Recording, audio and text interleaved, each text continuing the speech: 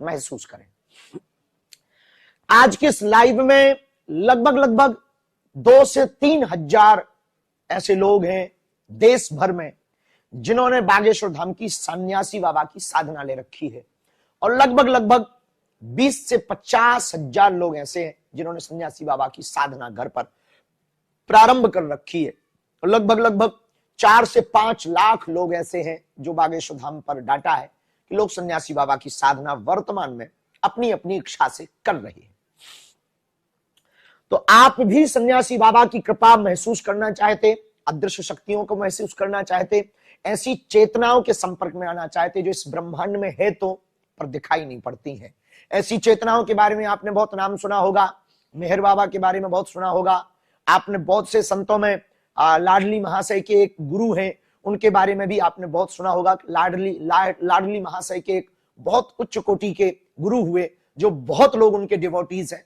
वो शरीर में तो नहीं है पर कई लोगों को उनके दर्शन हुए बद्रीनाथ आदि क्षेत्रों में, उत्तराखंड आदि क्षेत्रों में। लाडली महाशय को भी जब वो अंग्रेजों के समय में एक सिपाही थे, सैनिक थे, तो उनको ड्यूटी के दौरान उनको दर्शन हुए थे, जिनका नाम है महाअवतार बाबा। महाअवतार बाबा के बारे में बहुत लोग जानते होंगे कि वो शरीर में नहीं है, फिर भी बहुत लोगों को उन्होंने दर्शन दिए। ऐसी एक और चेतना है जिसके बारे में हम आपको परिचय कराना चाहेंगे, नीम करोली वाले बाबा कैंची धाम पर, जिनका शरीर नहीं है पर शरीर जाने के बाद भी एप्पल के मालिक उनके पास जब गए तो उनका शरीर नहीं था पर चेतना, उनकी ऊर्जा, उनकी भक्ति और शक्ति से उनको बहुत शांति मिली। शरीर में नहीं है फिर भी बहुत लोगों को उन्होंने दर्शन दिए।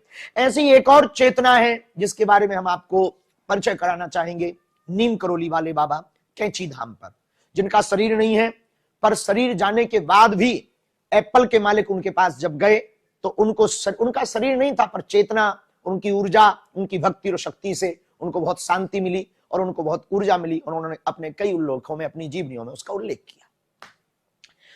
ऐसी एक और चेतना और एक और शक्ति है जिनका नाम है पूज्य श्री देवराहा वाले बाबा, जिनके बारे में भी बहुत सी गाथाएं हैं, कथाएं हैं। बहुत लोगों को दर्शन हुए, बहुत लोगों पर कृपा हुई और बहुत लोग उनके अनुयायी हैं और उनको मानते हैं, और उनकी लंबी उम्र की चर्चा अक्सर हमेशा एक बहुत रहस्यमयी तरीके से, लोग रोचक तरीके से उनकी उम्र के बारे में जानने के लिए हमेशा उत्सुक रहते हैं कि वो कितने वर्ष तक जीवित रहे।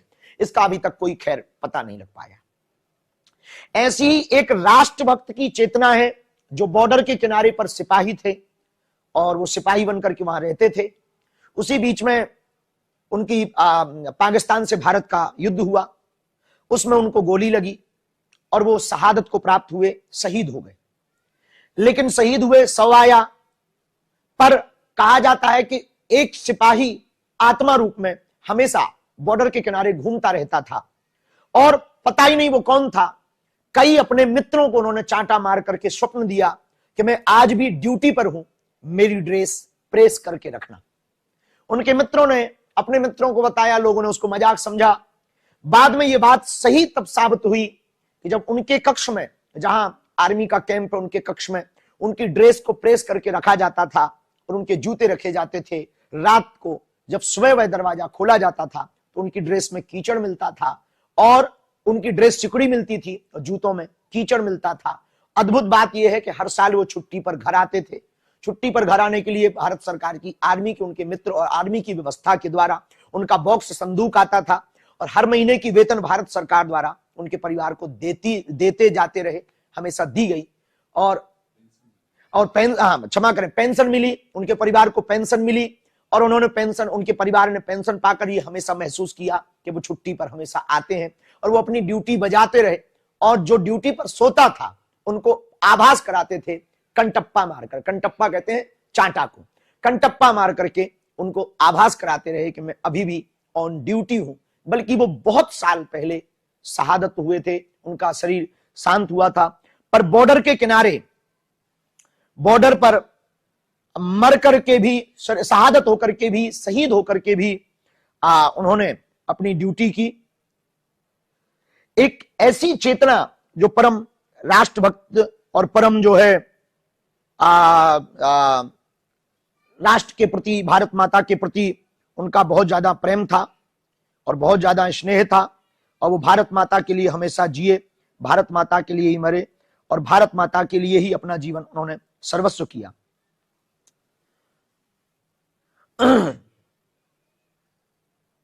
आपको हम आगे इस बात पर ये पूरी कहानी सुना करके हम आपको ये बताना चाह रहे हैं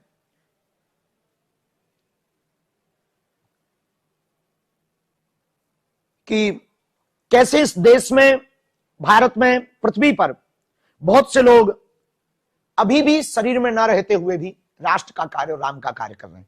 इन जिनके बारे में हमने बताया, इनकी कहानी के बारे में हमने इनका लेख रखा था। इनका नाम बाबा हरभजन सिंह है। नाथुला का हीरो इनको कहा जाता है। ये नाथुला का हीरो है। शहादत हरभजन सिंह का पंजाब रेजिमेंट में आप एक सिपाही थे। 1968 में सिक्किम में नाथुला दर्रे के पास में एक ग्लेशियर में बह जाने के कारण शहीद हो गए थे। क्षमा करें, हमें गोलीबारी की आपको बात बताई थी, पर शरीर नहीं मिला। पर आज भी ड्यूटी में भारतीय सेना का मानना है कि उनकी आत्मा आज भी सिक्किम सीमा पर भारत चीन सीमा की रक्षा करती है। इन्हें विशेष सम्मान, सेना ने उन्हें एक सक्रिय सिपाही का दर्जा दिया। इनकी नियमित पदोन्नति हुई, जैसे एक शरीर में रहने वाले सिपाही की पदोन्नति होती थी। इन्होंने हर साल ये छुट्टी पर घर भी भेजे जाते थे, आते थे। और नाथुला में उनके लिए एक मंदिर भी साइन के रूप में, सिग्नेचर के रूप में बनाया गया। इन्हें नाथुला का हीरो कहा जाता है। और मंदिर में उनके कमरे की प्रतिदिन सफाई होती, बिस्तर लगाया जाता, वर्दी और जूते रखे जाते। रोज कीचड़ से सने हुए जूते मिलते और वर्दी सिकुड़ी हुई मिलती। ये क्षमा करना, प्रारंभ में हमने आपको ये पाकिस्तान वाली चर्चा बताई। ये भारत और चीन की सीमा सिक्किम के पास की नाथुला के हीरो बाबा हरभजन सिंह की चर्चा। एक ऐसी आत्मा के बारे में। विश्व में भी बहुत से ऐसे देश हैं जिन देशों में, अलग अलग देशों में, जैसे ग्रीस में एक जगह है, ग्रीस में एक एथेना देवी है। वहां के बारे में कहते हैं कि जब मंदिरों में पुकार लगाई जाती थी तो वो देवी आवाज देती थी। वन देवी के रूप में, जैसे अपने भारत में वन देवी के रूप में पूजा जाता है, वैसे ही ग्रीस में एथेना देवी के नाम से पूजा जाता। और वहां पर लोग अपनी बात रखते थे, अरदास रखते थे, प्रश्न करते थे और वहां से प्रत्युत्तर प्राप्त होता था और वो उत्तर संकेत में प्राप्त होता था। ऐसे और अनेक हैं। उनमें एक उदाहरण, जो ये सब कहानियां बता करके हम आपको आज, जिस बारे में हम आपके लिए लाइव बैठे हैं 17 जनवरी को, एक बात हम आज बताना चाहते हैं। ऐसे ही एक दिव्य चेतना आज से 300 साल पहले इस भूमि पर प्रकट हुई, उत्तर प्रदेश की धरती पर। उनके पिताजी के साथ अपने भाई को लेकर के वो गड़ा ग्राम पहुंचे। छतरपुर जिले का एक छोटा सा गांव गड़ा, जहां पर पुरोहित कर्म शुक्ल वंश में उनका जन्म हुआ। ब्राह्मण सरयू पारी थे।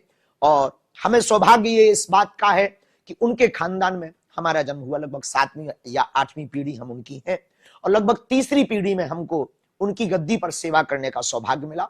और एक ऐसे तपोनिष्ठ महात्मा जिन्होंने अपने जीवन काल में लगभग 1.25 करोड़ हनुमान चालीसा का पाठ किया, और एक ऐसे संत जिन्होंने केवल हनुमान चालीसा का पाठ करके साधना ही नहीं की, हनुमान जी के दर्शन भी किए और हनुमान जी का साक्षात्कार भी किया, हनुमान जी के दर्शन भी पाए। और इतना ही नहीं, उन्होंने जीवंत समाधि ली, मतलब जिंदा समाधि ली। और जिंदा समाधि लेकर के उन्होंने जाते जाते उनको हनुमान जी ने दर्शन जब दिए, तब उन्होंने कहा कि तुम्हारे वंश में कोई ना कोई यहाँ पुजारी के रूप में पूजा जाएगा और तुम्हारे वंश में कोई एक, ठीक है ऐसे ही रहने दो, इसको भी जलने दो लाइट को, कोई ना कोई तुम्हारे वंश में पूजा जाएगा और आपके ही खानदान का कोई ना कोई यहाँ सेवक रहेगा। तो हमारे दादा गुरुजी, जिनको गोलोकवासी संत पूज्य श्री शैतूलाल गर्ग उर्फ भगवान दास गर्ग के नाम से जाना गया, बड़े सिद्ध महात्मा, जिनके पास हम रहे, बचपन में हमने साधना सीखी, जिनके साथ हमने जब तप किया, जिनसे हमने गुरु कृपा पाई और जिनसे हमने सन्यासी बाबा का साक्षात्कार किया और जिनके माध्यम से हमको दिव्य दरबार की कृपा प्राप्त हुई। लगभग 6 वर्ष की आयु से हम उनके चरणों में चले गए थे। लगभग 11-12 वर्ष की, लगभग 13 वर्ष की अवस्था तक वो हमारे साथ रहे और हमें उनके चरणों में रहने का सौभाग्य मिला। उनके सानिध्य में रह करके हमने जीवन के बहुत से पहलुओं को छुआ, स्पर्श किया, देखा, जाना। और इसके बाद में फिर एक नई राह पर, जो हमारे सन्यासी बाबा का संकल्प था कि हम इस देश में एक नया इतिहास लिखें, इस देश के लिए कुछ नया करें, सनातन के लिए कुछ नया करें, हिंदुओं के लिए कुछ नया करें। और साधना करने वाले लोगों को, जो इनलाइटनमेंट होने के लिए बहुत उत्सुक रहते, इनलाइटेड होने के लिए बहुत अपेक्षा रहती, जागृति रहती, और हर व्यक्ति, हर जीव का यह कर्तव्य है कि हम भगवत साक्षात्कार पाएं। उनकी कृपा से दिव्य दरबार प्रारंभ हुआ।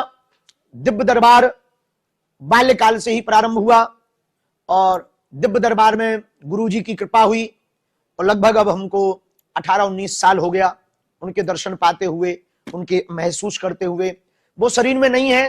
300 वर्ष, ये बात सही है कि लगभग 300 साल उनको हो गए हैं, और आज भी हमको कई बार उनके दर्शन हुए। और केवल हमको ही नहीं, अमेरिका में रहने वाले एक भक्त ने अपना वाकया लॉकडाउन के समय पे भेजा था कि लॉकडाउन में उसको और उनकी पत्नी को, दोनों को कोविड-19 कोरोना का इन्फेक्शन हुआ, लंग्स में, फेफड़ों में दिक्कत हुई, श्वास लेने में समस्या हुई, और दोनों क्वारंटाइन, दोनों ही भर्ती थे, और पति थोड़ा ठीक ठाक था, उनकी पत्नी को बहुत ज्यादा समस्या थी। उन्होंने सन्यासी बाबा का दीपक जलाया, जब घर आया, क्वारंटाइन थे तो घर आया, उन्होंने दीपक जलाया और प्रार्थना की कि यदि आप सच के हो तो यहाँ हमारा कोई नहीं है, हम पर कृपा करो।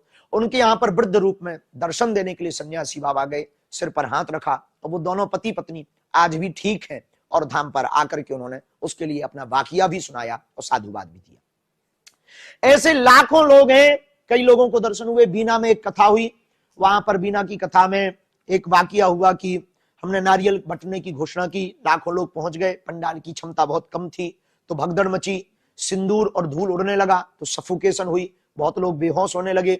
एक 6 माह की बच्ची लेकर के एक बहन जी पहुंची, और वो बच्ची हाथ से छूट गई, और वो बच्ची भीड़ में कहां गई पता नहीं लगा। उनकी माताजी उसके बाद सदमे में आई, मंच पर बेहोश पड़ी थी। पुलिस वालों को ये बात बताई, पुलिस वाले भी थोड़ा शॉक्ड हुए, थोड़े परेशान हुए, सबने खोजने की कोशिश की, पर लाखों की भीड़ में, भगदड़ में भला क्या हो, हजारों लोग गिर रहे थे, बेहोश हो रहे थे, एम्बुलेंस चल रही थी, और सबने यही मान लिया कि बच्ची 6 माह की है, कुचल गई होगी।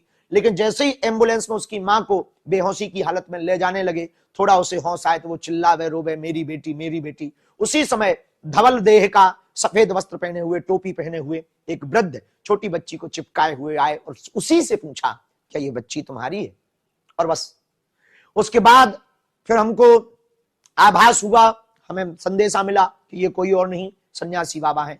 उनके संपर्क में रह करके हमने ये दिव्य दरबार, कथा, प्रवचन, हिंदुत्व, हिंदू विचारधारा, हिंदू एकता, बेटियों का विवाह, कैंसर हॉस्पिटल, और ये जो भी कर रहे हैं उनकी प्रेरणा, उनकी आज्ञा और उनके आदेश पर कर रहे हैं। और उस चेतना के प्रबल प्रभाव के कारण भारत का एकमात्र तीर्थ बागेश्वर धाम ऐसा बना, जहां 3 दिन के अंदर प्रधानमंत्री और राष्ट्रपति जी दर्शन करने के लिए बागेश्वर धाम पहुंचे, और कैंसर हॉस्पिटल के केवल भूमि पूजन में नहीं पहुंचे, अपितु उन्होंने मंच पर वचन दिया कि हम उद्घाटन में भी आएंगे। और भारत का पहला मंदिर 2027 में अपना बागेश्वर धाम बनने जा रहा है, अपना परिवार बनने जा रहा है। हम सब बागेश्वर परिवार के लिए गौरव की बात है कि अब तक अस्पतालों में मंदिर थे, अब मंदिर में अस्पताल होगा। ऐसे सन्यासी बाबा की साधना के बारे में हम आपसे चर्चा करने आए। आप कह रहे होंगे कि आज आपने बहुत कथा जैसी ही सुना दी, पर हम आपको इस भूमिका के द्वारा ये बताना चाह रहे हैं कि एक पुस्तक हमने लिखी है, उसका नाम मेरा सन्यासी है। मेरा सन्यासी में हमने सन्यासी बाबा के बारे में लिखा है, जो किसी को पता नहीं है वो उस पुस्तक में आपको सन्यासी बाबा के बारे में पता लगेगा। तो सन्यासी बाबा की साधना कैसे की जाए? सन्यासी बाबा की साधना किसी भी दिन कर सकते हैं। उसके लिए यदि आप बाचा लें, बाचा है वचन, वचन हर शिवरात्रि के एक दिन पहले दिया जाता है, चतुर्दशी को दिया जाता है। उसके लिए ऑफलाइन ऑनलाइन रजिस्ट्रेशन होते हैं। इस बार लगभग 500 से 1000 लोगों की साधना देने का संकल्प है, जो 14 फरवरी को होगा। तो 14 फरवरी को जब ये होगा तो उसमें बाचा दी जाएगी। बाचा में पीले वस्त्र पहन करके साधक आते हैं, दिन में भोजन नहीं करते हैं, वहां पर कुछ कुछ नियम होते हैं, और उस समय पर सन्यासी बाबा का एक सावर मंत्र दिया जाता है। मंत्र एक तांत्रोक्त होता है, एक मंत्रोक्त होता है, एक होता है सावर मंत्र। सावर मंत्र कली काल में बड़ा प्रभावी होता है। जो सन्यासी बाबा का मंत्र है सावर मंत्र, वो हमें हमारे गुरु ने दिया था, जिस मंत्र के बल पर सन्यासी बाबा कृपा करते हैं, उस मंत्र को दिया जाता है। उसकी विशेष प्रक्रिया है, उसके लिए आपको साधना करनी पड़ेगी, साधना में नियमित रहना पड़ेगा, पीले वस्त्र धारण करने पड़ेंगे। रात्रि काल में सन्यासी बाबा की साधना होती है। सन्यासी बाबा की साधना विविध विविध प्रकार से